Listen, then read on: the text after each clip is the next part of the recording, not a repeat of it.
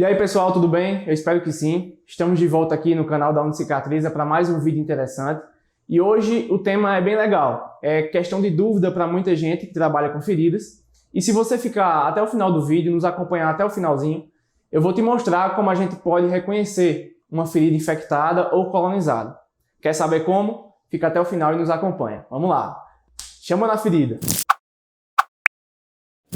Então, por que é um tema tão complexo e requer muitas dúvidas na cabeça da gente, o reconhecimento de infecção ou de colonização? No meu ponto de vista, às vezes falta estabelecer um protocolo. A gente já tem um protocolo estabelecido aqui na Cicatriza de reconhecimento de infecção, de colonização bacteriana, e a gente segue esse protocolo à risca.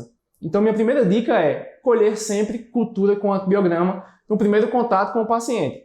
Se você trabalha no ambulatório, se você tem sua clínica, se você trabalha no hospital, o primeiro passo, em qualquer um desses locais, até quem faz serviço domiciliar também, para se respaldar, é a coleta da cultura com antibiograma. E o que é esse exame? O profissional de enfermagem, de fisioterapia, profissional médico que trata com feridas, pode coletar uma amostra, um fragmento, que é o ideal, que é o padrão ouro para o reconhecimento de infecções, e esse fragmento é enviado para o laboratório que vai fazer a análise desse fragmento e reconhecer qual é a bactéria e qual medicação mata essa bactéria. Por isso o nome cultura, que é o reconhecimento da infecção, e a população bacteriana que está ali presente.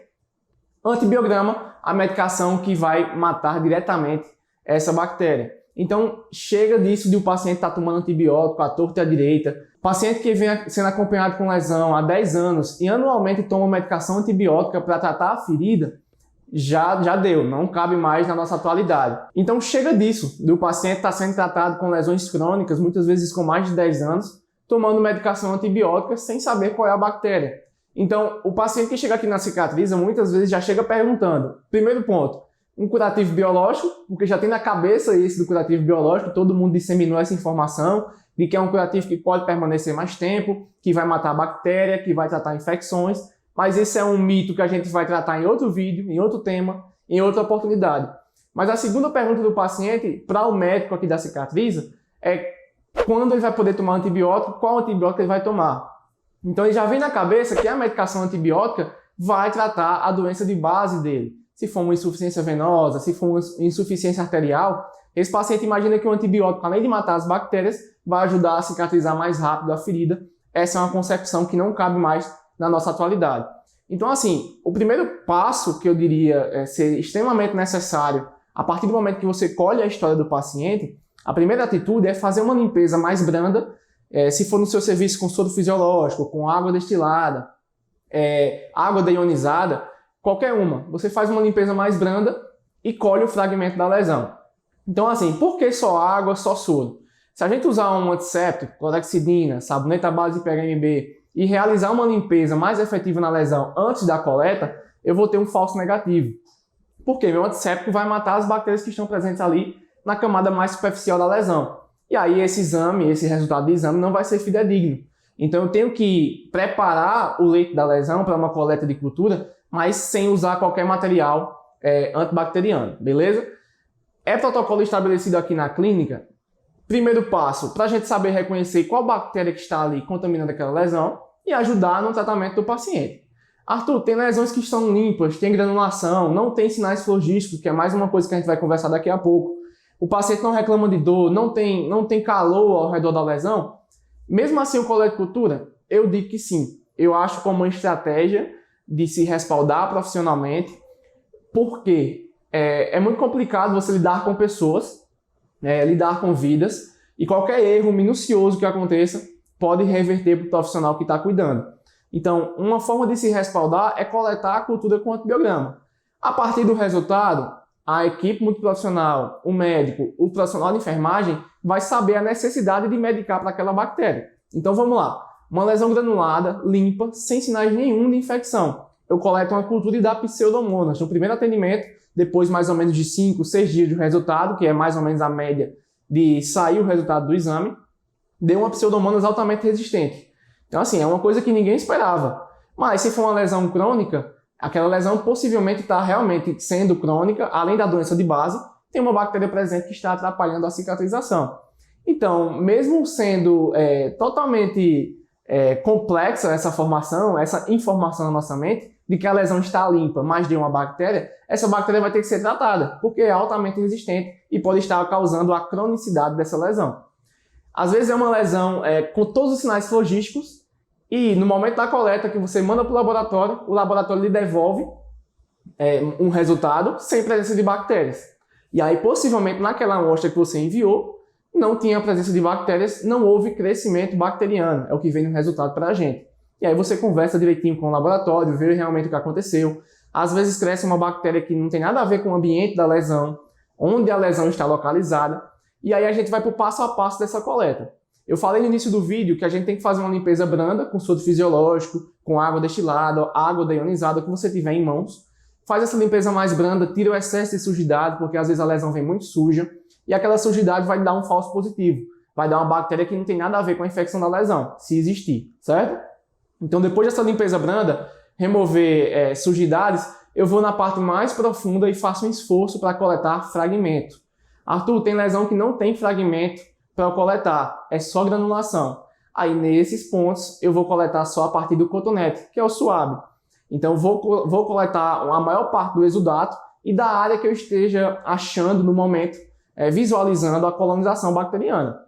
Então, eu percebi que aquela área está mais sugestiva à contaminação, à colonização, vou naquela área e coleto com cotonete. Os laboratórios hoje em dia nos dão um meio de transporte, que é um meio de cultura plastificadozinho, bem legalzinho, você coleta, coloca dentro do recipiente e essa amostra pode ficar 24 horas nesse tubinho. Então é o tempo mais ou menos que a família tem para levar para o laboratório e aguardar o resultado, que sai mais ou menos, como eu falei, 5, 6 dias. Hoje em dia existe uma cultura automatizada que sai em 3 dias, é uma coisa mais urgencial para aquele paciente que está necessitando de uma forma mais emergente, beleza? Então assim, o ideal é coletar fragmento. Tem paciente que não aguenta, tem paciente que aguenta, aí vai um ponto bem legal que é a questão da anestesia. A gente, como profissional de enfermagem, não pode fazer bloqueio anestésico, porque não é permitido, isso é função médica. E a gente pode fazer uns bloqueios a partir de soluções em forma de spray ou de geleia, que a lidocaína é geleia também. Então, para aliviar um pouquinho a dor do paciente. Mas vamos lá. Se a gente acha que tem infecção numa ferida, o que é que a gente pode presenciar?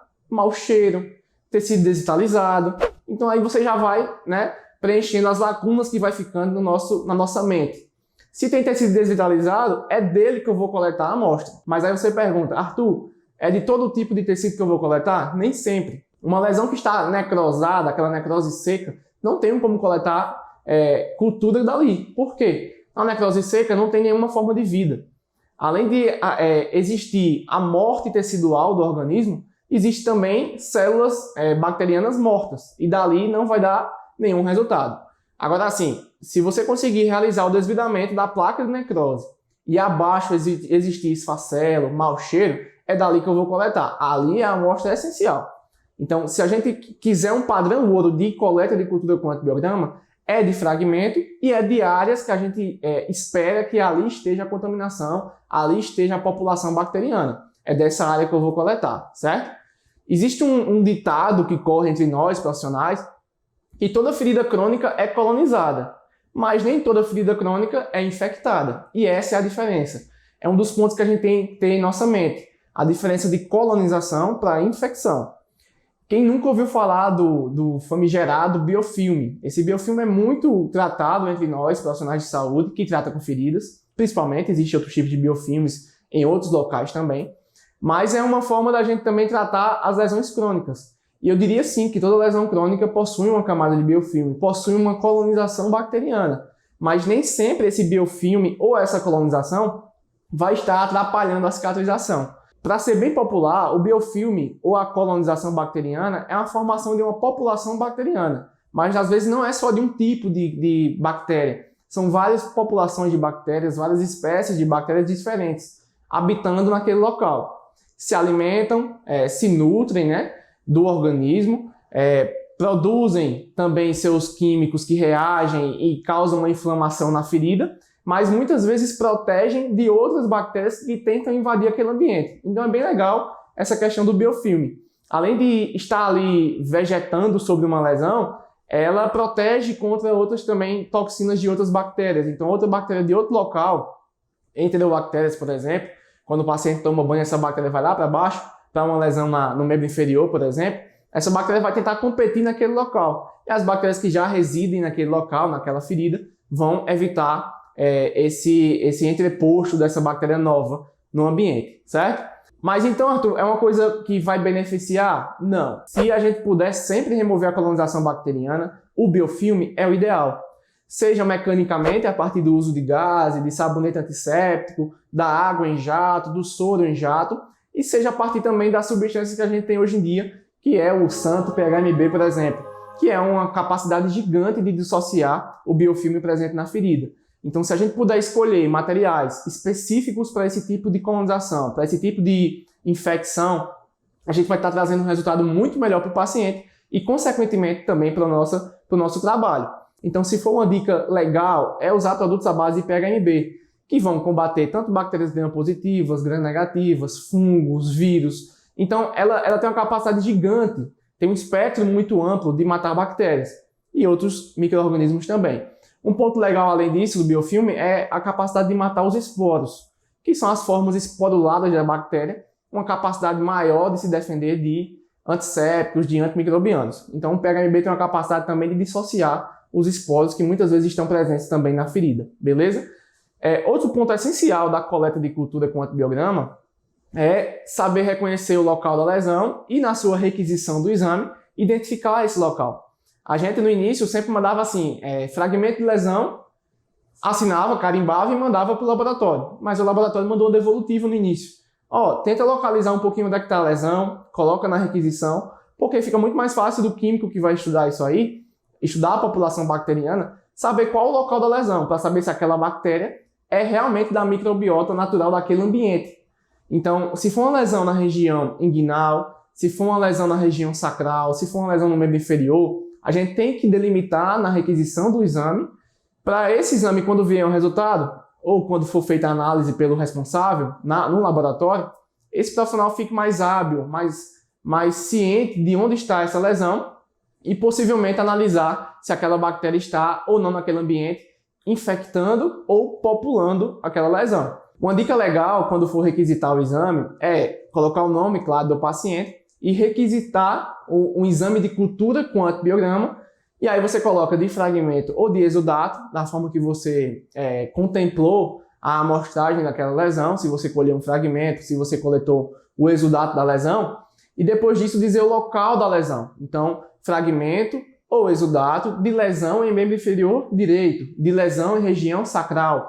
E aí, na análise do laboratório, vai poder ficar muito mais fácil de delimitar se aquela bactéria realmente está infectando aquele local. Um ponto interessante também a ser avaliado são os sinais flogísticos, que a gente vê muito bem na época da universidade. Esses sinais flogísticos servem como evidência clínica de sinais e sintomas do paciente para confirmar a existência de infecção naquela lesão. Então, são os sinais cardinais: dor, calor, rubor, tumor e perda da função. Então, são 5 sinais básicos que a gente tem em mente, desde a época da faculdade mesmo, assim, a gente pega muito nessa questão, não só para lesões, mas também para outros tipos de afecções, de doenças, e isso é presente na lesão. Então, se o paciente evolui com dor, tem edema no membro afetado, no local afetado, tem calor ao redor da lesão, ou seja, tem temperatura quente, uma dica legal de tentar mensurar essa temperatura é sempre pegar o membro afetado pela lesão, ou o local afetado pela lesão, e testar com outro local do mesmo organismo. Por exemplo, se a lesão é no membro inferior direito e está hiperemiado, você quer sentir a temperatura, você coloca a sua mão naquela região da lesão e compara com outro membro que não está afetado pela doença. E aí você tenta saber, ou tenta avaliar, mensurar a temperatura, o calor existente naquela lesão ou naquela região. Então, é uma forma de confirmar a presença de infecção. Então, vamos lá. O paciente evolui com dor, tem temperatura naquele local da lesão, tem edema presente naquela região, naquele membro afetado, e também tem hiperemia de bordas, por exemplo, na lesão. A região perilesional está evidenciando uma hiperemia, um rubor, que não é característico de uma evolução normal de cicatrização. Então, é mais um sinal de alerta para a presença de infecção ou de colonização bacteriana. E o último ponto é que a gente vê muito aqui na cicatriz, é a perda da função naquele membro. Então, se você começa a sentir dor, se você começa a sentir um desgaste naquela região, você vai evitar aquela região. Então, às vezes a lesão é um pouquinho no dorso do pé, é no membro inferior, é na mão, é no cotovelo, é no braço, onde for, o paciente vai evitar aquele local. Por isso que a gente vê muito paciente chegando aqui, às vezes com o pezinho torto, tentando evitar o local da lesão. E a gente sempre alerta o paciente para tentar endireitar o máximo possível, andar o máximo possível corretamente. Recentemente eu fiz uma cirurgia no joelho e pós-cirúrgico foi bem complicado, né? Tem a questão da fisioterapia, tem a questão da recuperação. E eu estava pisando de uma forma totalmente incorreta, só que eu não reconhecia isso. Meu corpo achava que aquela forma de pisar era mais correta. Então eu estava perdendo aquela função em razão da dor, em razão da inflamação. Fui perdendo um pouquinho da sensibilidade do tato, de saber reconhecer a forma de andar corretamente. Então precisou do fisioterapeuta chamar a atenção, visualizar eu andando, para dizer assim, ó, você está pisando incorreto, se ajeite, né? Do mesmo jeito aqui com os nossos pacientes. É muito comum a lesão que dói, principalmente as lesões arteriais, as hipertensivas, não tanto a venosa, porque a venosa, pelo seu grau de cronicidade, às vezes está um pouquinho mais dormente, o paciente não sente tanta dor. Mas as lesões hipertensivas, arteriais, são o carro-chefe nesse sentido. O paciente desvia o foco da dor e começa a pisar errado, começa a se entortar, a abaixar a coluna, a se rebaixar. Então esse paciente começa a perder a função daquele membro afetado, que não é o nosso interesse. Então, o mais rápido possível tratar esse paciente para ele voltar à normalidade. Então, assim, esse grau de sinais flogísticos é uma forma de contribuir na nossa avaliação. E isso é o que a gente vê muito nas feridas hoje em dia, que às vezes complementa com 5 sinais, às vezes tem 2 sinais, o paciente está com dor, está um pouquinho de temperatura no local e o profissional demora a reconhecer. Então, sempre vale a pena ou fazer valer a pena o discurso do paciente. Uma dica que eu dou muito legal nos cursos de agentes presenciais é a questão de analisar muito bem o paciente. Principalmente aquele paciente que já está com você há alguns dias. Reconhecer quando ele está bem, quando ele não está bem. Então, a gente quando tem um rapport muito bom com o paciente, na forma de comunicação, na forma de lidar com ele, a gente consegue reconhecer até quando ele não está num dia bom. Se ele brigou com alguém, se ele teve um estresse, uma perturbação, se ele não está se alimentando direito. Então, são sinais que a gente vai percebendo no paciente. Uma dica legal é aquele paciente que é alegre, que é despojado, chega às vezes triste, cabisbaixo. Aí você olha para a lesão e não vê nada, mas o sinal que ele diz de dor, de perda de apetite, pode ser várias razões, várias outras doenças, mas sempre olhar para a ferida com uma percepção maior do que ela realmente apresenta. Teve um caso bem legal que a gente apresentou no curso de avaliação de feridas, de limpeza e desvidamento, que é a nossa percepção. Certa vez chegou um paciente que era bem brincalhão, brincava muito com a gente, e a enfermeira que recepcionou ele já percebeu uma diferença no dia que ele voltou, no dia que ele retornou mais triste, mais para baixo, aquela inatividade, né? Não tem disposição para quase nada, nem para falar às vezes. E ela já começou a achar estranho. Aí ele reclamou de um pouquinho de dor na perna, não na lesão, mas em outro local. E quando ela foi perceber um pouquinho, virou um pouquinho o membro, estava lá a formação de um abscesso no membro que não estava afetado pela lesão inicial. Então a lesão era no membro esquerdo, o membro direito começou a formar um abscesso, uma infecção de pele, e esse paciente vinha com alguns dias já reclamando de inatividade, de perda de disposição. Então o poder de percepção nas palavras do paciente, reconhecer o gestual dele, a forma de falar, a forma de pedir, a forma de conversar, também é essencial nesse discurso nosso de avaliação de infecções e colonizações.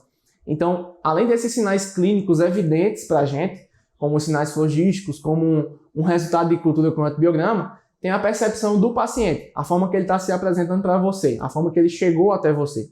Se ele vem com dor, se ele vem reclamando, a gente sempre perceber direitinho e saber avaliar esse ponto que é tão importante. Não só avaliar a papelada, não só avaliar uma ferida, mas saber avaliar muito bem a pessoa, que é o nosso principal foco, como um todo, de forma holística. Pronto, vamos resumir. Dei uma passada muito legal em relação à colonização e infecção, como a gente evidencia isso teoricamente.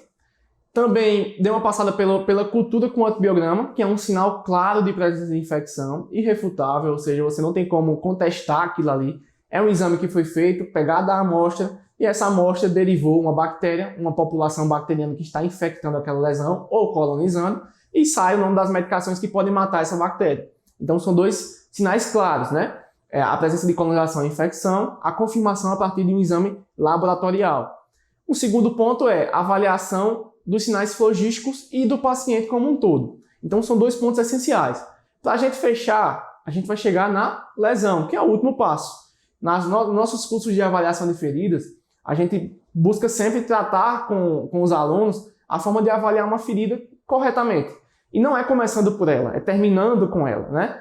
A gente tem que prestar muito bem atenção no paciente, de uma forma como um todo, como a gente acabou de falar, e também na causa da lesão, descobrir quem é o suspeito que está causando aquele problema de perda de integridade tissular. Então pode ser uma doença venosa, arterial, hipertensiva. Esses são os vilões mais comuns, né? O diabetes, por exemplo. Então, achar não só o vilão, mas também saber avaliar muito bem a quem aquele vilão está fazendo mal, que é o paciente. No último passo é que a gente chega na ferida. Então, o que é que a gente vê na ferida que pode evidenciar uma colonização, uma infecção? Esse é o ouro do vídeo. Então, se você ficou até o final, você vai poder reconhecer numa lesão que está se apresentando colonizada, que está se apresentando com infecção, ou às vezes não apresenta nenhum sinal, mas tem a presença de infecção ou de colonização. Como é que a gente pode resumir isso tudo? Sempre olhar para aqueles 3 pontos principais. O leito da lesão, a borda e a pele perilesional. A área de abrangência da lesão. O que é que a gente pode ver no leito que sugere uma infecção ou uma colonização? Presença de esfacelos, presença de odor, já são 2 sinais característicos de infecção. Então, tem odor, tem mau cheiro, que às vezes incensa o seu consultório, incensa a sua sala de curativos, o paciente não consegue socializar, o odor característico de infecção.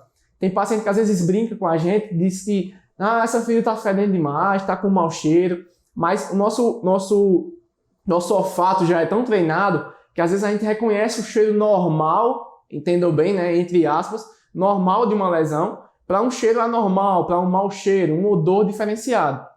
Tem aquele odor linfático, né, que é mais característico de um material em decomposição, como... Tem um pelo na minha boca, velho. E aí os pacientes às vezes brincam com a gente, né, dizendo essa ferida tá fedendo demais, tá com mau cheiro, mas o nosso olfato já é tão treinado, né, já é um bocado de ferida que a gente lida todos os dias, na verdade, a gente já tem essa capacidade de saber reconhecer quando é um odor específico de uma infecção, quando de um odor que é característico daquela lesão. Por exemplo, uma úlcera venosa tem um odor linfático, que é um odor mais diferenciado, mais puxado por cítrico, às vezes como uma maçã que está apodrecendo. Não é um odor de infecção, mas é um odor específico do exudato linfático há uns dias já acumulados ali na lesão, ou nas compressas, ou nas ataduras. Já o odor de infecção é um odor pútrido, já é um odor mais que realmente deixa você desconfortável. Então a gente tem essa diferenciação também na forma de sentir o odor da lesão. Então a gente tem que estar muito aguçado, com o olfato muito aguçado, para diferenciar muito bem. É tão engraçado que a gente às vezes passa aqui na sala de espera da cicatriz em direção aos consultórios e às salas de curativos, e a gente fala na equipe, tem um paciente ali que está com odor diferenciado, a gente sabe que às vezes ou vai para uma cirurgia, ou é uma infecção muito potente que tem que ser tratada aqui por meio de curativos especiais. É muito característico, por exemplo, o pé diabético. Quem trata com pé diabético, ou quem já lidou com esse tipo de lesão, sabe que o odor é bem diferenciado. E quando tem formação de abscesso, quando tem formação de infecções profundas, lança um odor no ar que é realmente incessante, incensante, na verdade, né? Incensa todo o ambiente. E aí você sabe reconhecer que aquele paciente possivelmente vai passar por uma cirurgia porque a infecção é pesada e é profunda. Então é isso que acontece às vezes quando a gente passa aqui pelo corredor, pela sala de espera. A gente tenta atender esse paciente o mais rápido possível para que ele não fique desconfortável ou não se sentindo bem naquele ambiente. Tratar de forma mais rápida e direta, atendê-lo o quanto antes para poder tirar esse desconforto, trazer mais qualidade de vida a ele o mais rápido possível. Então é uma forma de reconhecer. Presença no leito de tecido desvitalizado. Eu não diria necrose seca, porque a necrose seca geralmente não lança odor no ambiente.